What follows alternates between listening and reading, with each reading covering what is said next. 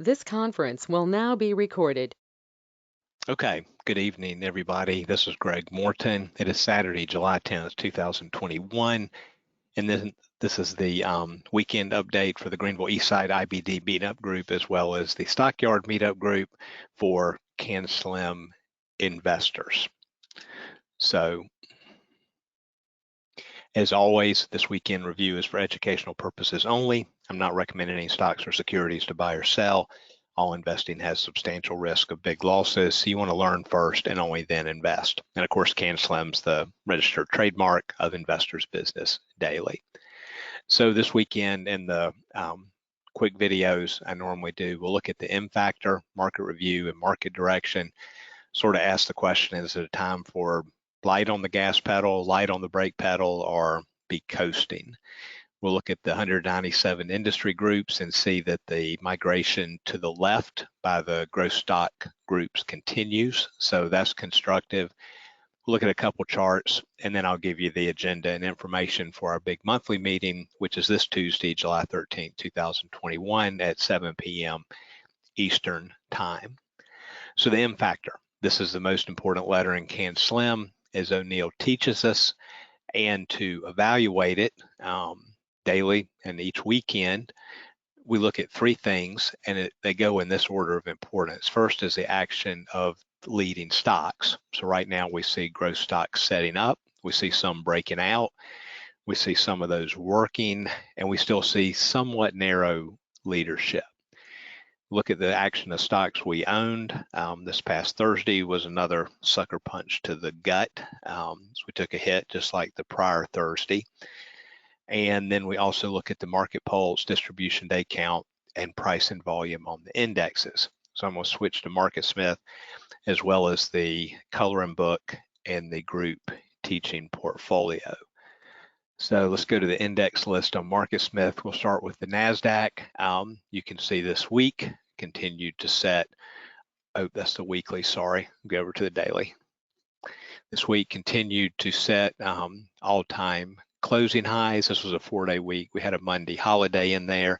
Volume remains kind of light during the summer, but moving average lines 10, 21, 50, 200 day are stacked in the correct order. And then if we go down to the S&P 500, see the same thing. Got all-time closing highs at least 2 days this week. Again, moving average line stacked in the correct order, still low summer volume. NYSE has flipped around this week, actually went to red on the MMTS signal and then flipped back to yellow. You'll see that on the coloring book in a minute. Been battling right there, came down, actually closed under the 50-day. So that's one of the weaker indexes.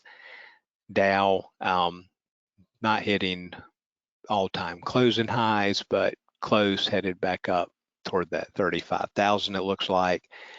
Small cap indexes look bad, came down, was living under the 50-day for a couple days, made some recovery on Friday on lower volume. We'll see if that turns out to be a dead cat bounce or not. S&P 600 also looks weak. RS lines headed down, living under the 50-day for a couple days, trying to mount a comeback. So we'll see if it bumps its head here on the 50-day or if it can retake that and get those moving average lines turned back up.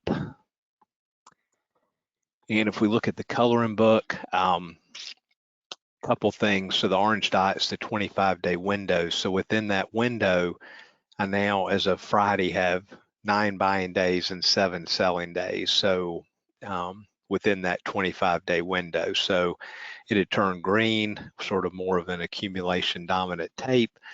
Then it went to even on Thursday, and then the greens pulled back ahead. So we'll just see what happened.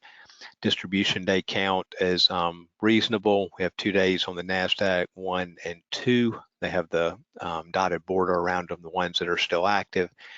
Have 4 on the S&P 500, 1, 2, 3, 4, and then 6 on the Dow. And I was still counting them on the Dow just because IBD had used that for a follow-through day in the not too distant past.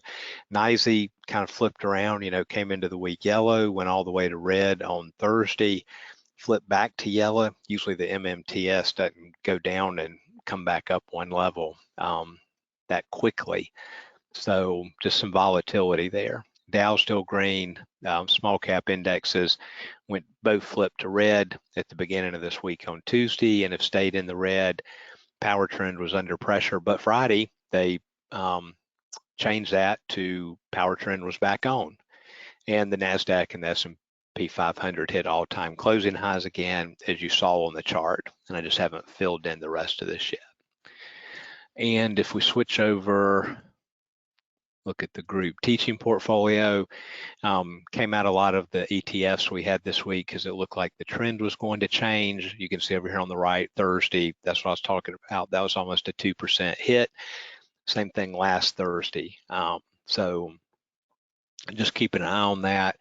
We're up 11.3% year to date and 73% invested. Currently on a cash basis, no margin used. So we'll go over that in more detail at our meeting on Tuesday and look at a couple trades in there and answer any questions that anybody may have about those.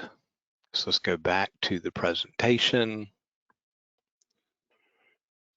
So we looked at all of those. All right, so just some general notes. Weekend routine for the last 2 weekends showed more first pass Canslim watch list candidates. I still narrow those down to a top tier watch list, but I had 50 on that first pass list last weekend out of the newspaper and the Growth 250. Have at least 40 this weekend. Last weekend it got narrowed down to just 6 that made the cut to be on the top tier list to sort of the best of the best, because that's always what we want to do. And then I'll see how many I have starting on the list this weekend once I go through the rest of the Growth 250. Recent breakouts are working. NVIDIA, Generac, there's breakouts occurring. You can look at those in the coloring book. We have some IPOs that are acting well, profitable IPOs. We'll look more at those on Tuesday night in detail. Manageable distribution day count that I told you about, 2 on the NASDAQ, 4 on the S&P 500, 6 on the Dow. MMTS is still volatile, and then my buy sell day count sort of at the tug of war center line. I think it was 9 to 7. Buyers were winning a little bit as of Friday. So overall, it just still seems like a stock picker's market with pretty narrow leadership. I know Mark Minervini in a presentation a week or so ago talked about he had switched to taking profits quicker. He was still using his normal buying and selling system. He was just getting out, selling on strength after just a few days sometimes because nothing was working more than a few days. So as you study the market, make sure you're doing a weather report, not a weather forecast. We want to interpret. We don't want to predict. There's no way to predict. You have to consider everything and determine what I said in that opening slide. And driving the car, it's a time to be easy on the gas, easy on the brakes, or to coast a little bit. It is clearly not pedal to the metal, and it's clearly not lock down the brakes. We're not at the extremes of the pendulum by any stretch of the imagination. So it's just a day-by-day decision, depending on what you see today, how your position's doing, and how the leaders are acting.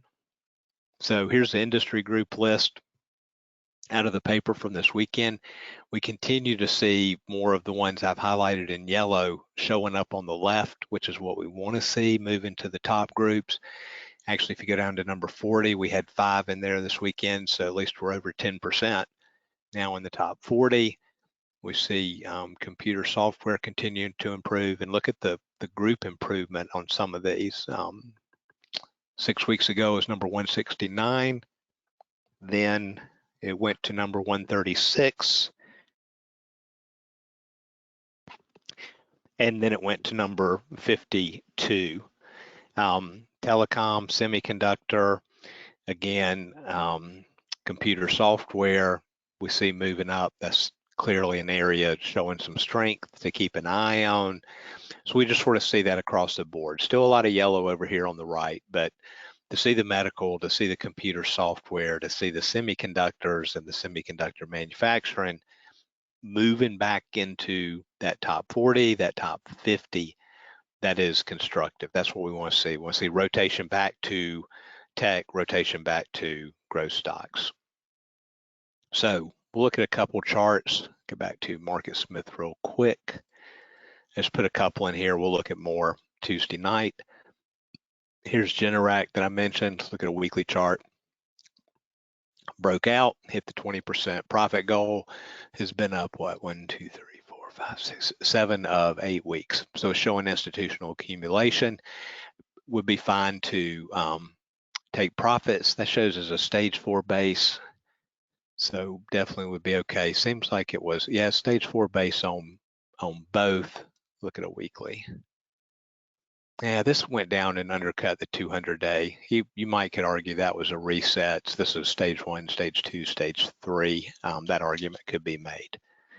NVIDIA, just showing strength, leader, past the 25% profit goal.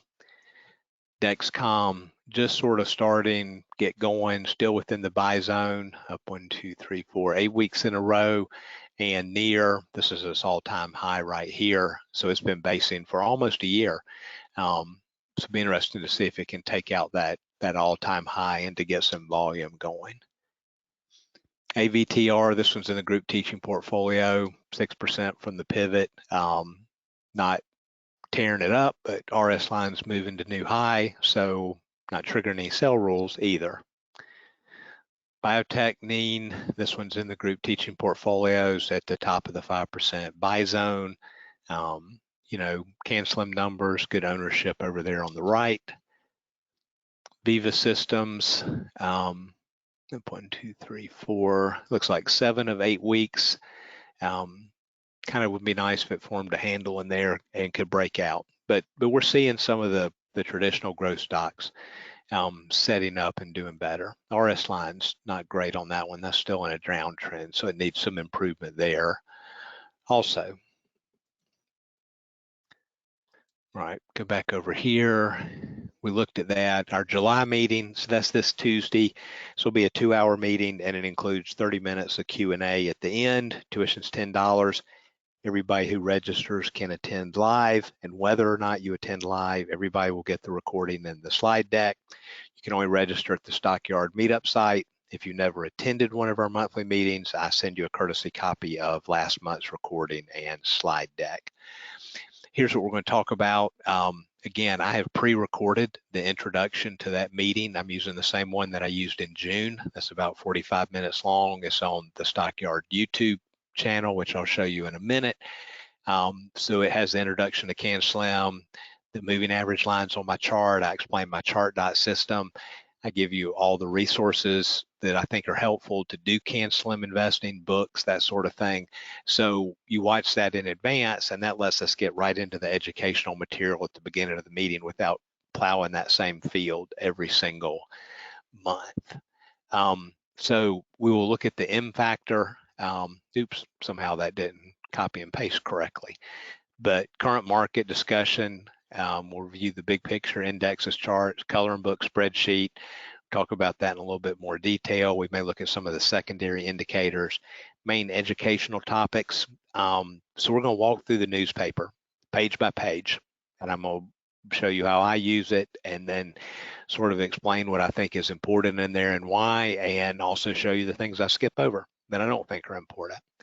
And then the second educational topic we also will touch on, we're getting ready to kick off EPS season in a big way. So we're going to review the buyable gap up setups and the rules for those. We'll look at some recent IPO notes and chart discussion. We'll look at the group teaching portfolio and do a little post analysis on 1 or 2 recent buys and sells. Talk about some watch list quality stocks right now. And then we'll do open mic Q&A for 30 minutes, or you can type in your questions, doesn't matter.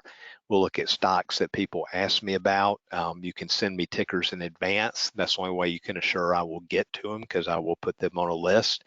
And also people need to tell me, are you looking at it for your watch list? In other words, you don't own it and you're evaluating it from a Canslim candidate perspective. Or if you already own it, are you looking at your sell rules? Where did you get in? Back on the chart. We'll what are your thoughts on what are going to be your sell rules that are triggered, and then we can discuss those further.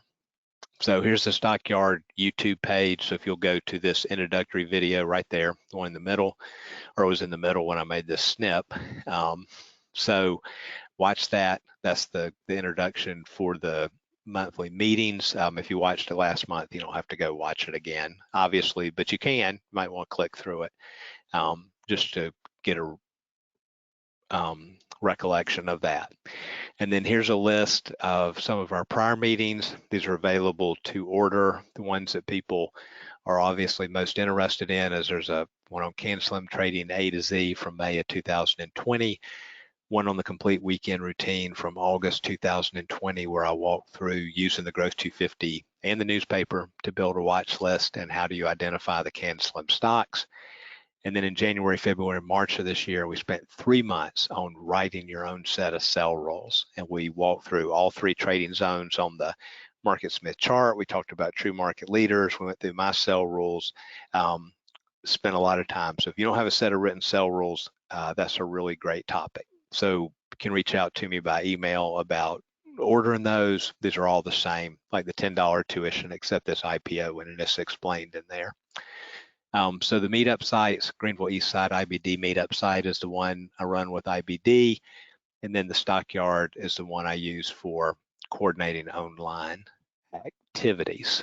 So you can only RSVP for the meeting at the Stockyard site, as I mentioned. If you have questions, you can email me. You can also follow me on Twitter. So that's it. I hope you have a great rest of your weekend routine, and I look forward to seeing many of you on Tuesday night. That's it. Out of here.